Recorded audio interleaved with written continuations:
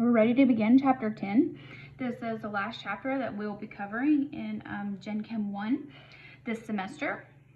And so we're still talking about chemical bonding. And what we're going to do is we're going to move from the 2D Lewis structures into the 3D form and start talking about, you know, what these molecules look like three-dimensionally versus on paper. Now, generally, we are still going to be on paper, so I'm going to go ahead and introduce the the convention of how we demonstrate 3D when using paper. So you have a straight line, which means the bond is in the same plane as that of the paper. So it can look like this, it can look like this. That just means it's with the paper. Now, you can also have a solid wedge, and that represents a bond that is coming out of the page towards you. And so that generally looks like a wedge. So you just draw a triangle and you shade it in. You can also have a hashed wedge, and that's a bond that is going into the page or away from you, and so that will also ultimately look kind of like this. So within a molecule, you may have any combination of these. This is very important if you're going to be taking organic chemistry, so just kind of hang on to that, keep that in mind. Now let's talk about Vsepr theory. I'm going to call this Vsepr. I realize that is not exactly how this is pronounced, but it's kind of like Brett Favre. So that's what we're going to go with.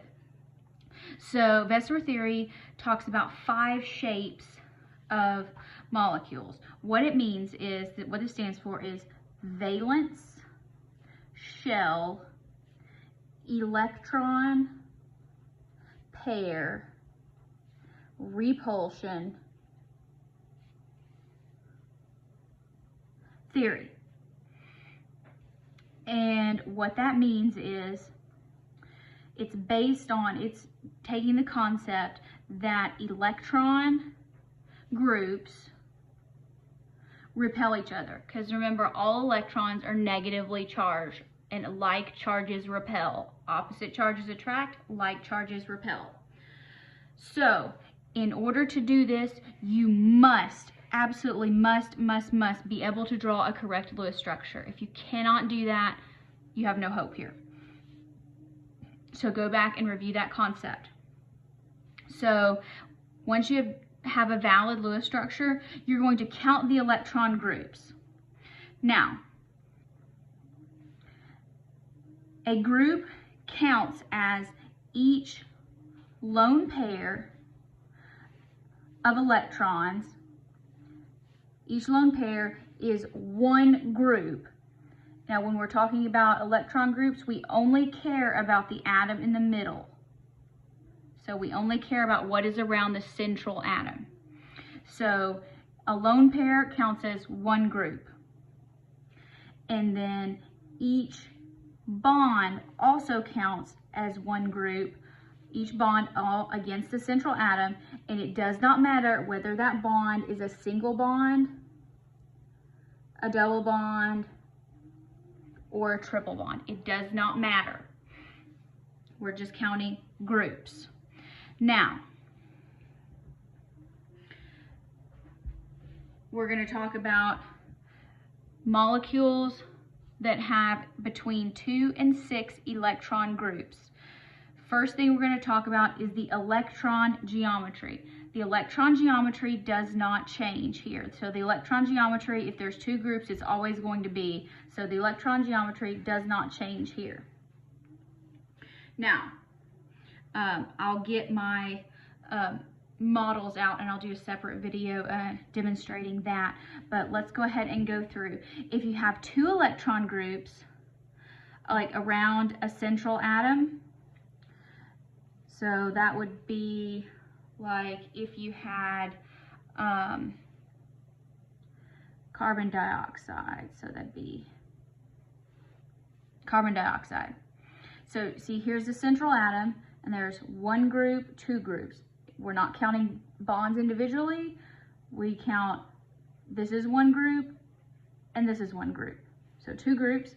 The electron geometry is called linear. I'm not going to get into bond angles very much. It's there for your information. I'll talk about it a little bit, but I'm not going to be asking you specifically about a lot of bond angles. Now, a trigonal planar. This is where you have 3 electron groups. And so that would be like if you had BF3, which is this down here. So you have one central atom, and then you have 1, 2, 3 groups. 3 groups, that is called trigonal planar geometry. Because look, this makes a triangle, and nothing is dashed or hashed. Now, 4 electron groups is going to look like this. Here's your central atom, and you have 1, 2, 3, 4. So 1, 2, 3, 4 electron groups. That is always going to be tetrahedral. Now, you can have 5 electron groups, like this one. This is PCl5. This was CH4. This is BF3. This is CO2. These are just examples. So you can have 5 electron groups. So here's your central atom. And you have 1, 2, 3, 4, 5.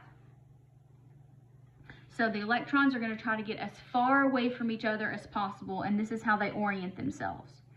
And this is called trigonal, because these here make a triangle, and these, when you add these in here, make a pyramid. So bipyramidal,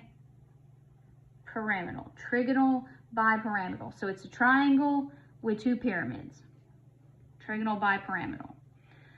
And if you have 6 electron groups, like in SF6 over here, here's your central atom, 1, 2, 3, 4, 5, 6 groups. So these are 6 single bonds. That is called octahedral, because if you connect these all in 3D to each other, you get an 8-sided shape, 3D shape. So it doesn't matter whether these are lone pairs or if they're bonds. The number of electron groups, the electron geometry is always the same. 2 bonds, the electron geometry is always linear. 3 bonds, always trigonal planar. 4 bonds, always tetrahedral. 5 bonds, always trigonal bipyramidal. 6 electron groups, always octahedral.